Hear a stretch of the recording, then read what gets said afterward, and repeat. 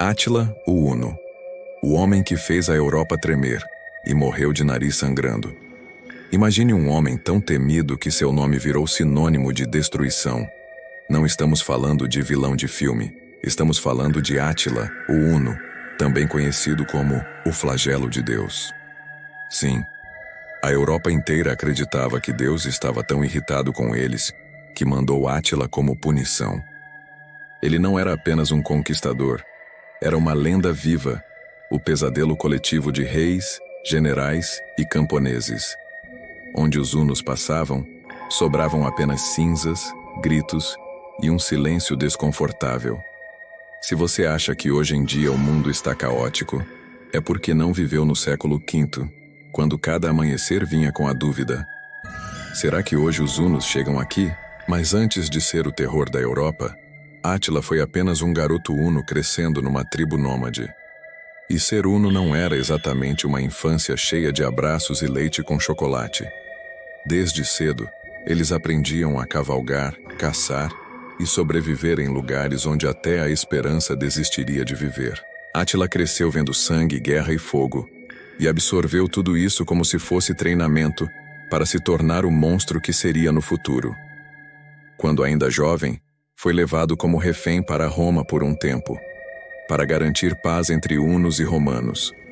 E lá, Átila aprendeu o que precisava: como pensava seu inimigo, quais eram suas fraquezas e, principalmente, que Roma tinha muito ouro para ser roubado. Quando finalmente se tornou líder dos hunos, junto de seu irmão Bleda, Átila mostrou que não estava para brincadeira. Primeiro fez acordos de paz com Roma, mas paz no dicionário dos hunos significava: me paga ou eu queimo tudo.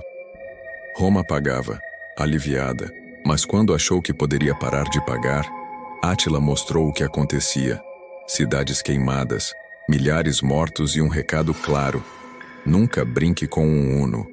Para completar o drama, Átila ainda matou seu próprio irmão Bleda para governar sozinho. Sim, o homem que aterrorizava impérios começou seu reinado aterrorizando a própria família. Agora imagine um exército inteiro que parecia ter saído de um pesadelo. Os hunos eram cavaleiros imbatíveis, usando arcos de altíssima precisão, capazes de disparar enquanto cavalgavam a toda velocidade. Eles vinham do nada, atacavam e desapareciam como uma tempestade. As cidades simplesmente não tinham como se defender. Átila usava o medo como arma. Antes mesmo de chegar a uma cidade, sua fama já fazia metade da população fugir.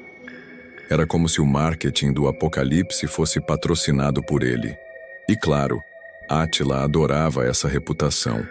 Afinal, nada melhor do que vencer uma guerra antes mesmo de lutar. Com o tempo, Átila começou a sonhar mais alto. Se já fazia Roma pagar tributos, por que não atacar o coração do império? Em 451, liderou uma campanha gigantesca na Gália, atual França, destruindo cidades e deixando um rastro de corpos. Mas aí aconteceu algo que parecia impossível. Alguém conseguiu pará-lo. Foi na Batalha dos Campos Cataláunicos, onde romanos e visigodos se uniram para enfrentar os hunos. A luta foi brutal, uma carnificina digna de pesadelo. Átila quase perdeu tudo, mas conseguiu escapar. Foi uma das poucas vezes em que ele conheceu o gosto amargo de uma derrota. E claro, ele não gostou nem um pouco. Mas se você acha que ele desistiu, está enganado. No ano seguinte, Átila atacou a Itália, destruindo cidades e deixando a península em pânico. Roma estava prestes a ser invadida, e foi aí que aconteceu uma das cenas mais icônicas da história: o encontro de Átila com o Papa Leão. Só imagina o Papa sozinho, indo negociar com o homem mais temido do mundo. Reza a lenda que Átila viu uma aparição divina ao lado do Papa, ou que simplesmente achou que já tinha ouro suficiente e resolveu ir embora. Seja como for, ele poupou Roma. Mas fez isso de um jeito que parecia dizer: hoje eu não vou destruir vocês, mas só porque não quero sujar minha espada. E é aqui que a história fica engraçada. Átila, o terror da Europa, o homem que transformava cidades em cinzas, morreu pouco tempo depois, na noite de núpcias. Sim, o flagelo de Deus, foi derrotado por um simples sangramento no nariz. Alguns dizem que foi envenenado, outros que foi castigo divino. Mas o fato é que o homem que sobreviveu a batalhas épicas não sobreviveu à própria festa de casamento. É como se o chefe final do jogo escorregasse numa casca de banana na cutscene de vitória. Sarcástico? Sim. Poético? Também. Seu funeral foi um espetáculo digno de um filme de terror. Os hunos o enterraram em 3 caixões, um de ouro, um de prata e um de ferro. E depois mataram todos os que participaram do enterro para manter o segredo. O túmulo de Átila até hoje nunca foi encontrado. É como se o cara tivesse dito: nem morto vocês vão descansar tranquilos.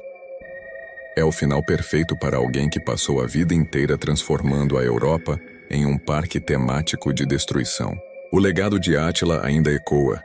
Seu nome é usado até hoje como sinônimo de caos e destruição. Ele forçou impérios a se unirem, mudou o curso da história e deixou um trauma coletivo que ecoou por séculos. Ao mesmo tempo, sua morte é uma lembrança de que nenhum monstro é invencível.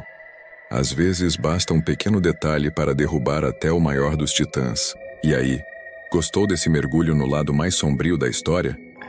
Aqui no Sorrindo no Escuro, a gente transforma o caos em entretenimento. Então deixa o like, se gostou, se inscreve no canal. Se não gostou, se inscreve assim mesmo, só para sacanear a gente. Ativa o sininho e comenta aí de onde você está assistindo. Quero saber, você acha que Átila foi um gênio militar ou só um sociopata muito eficiente?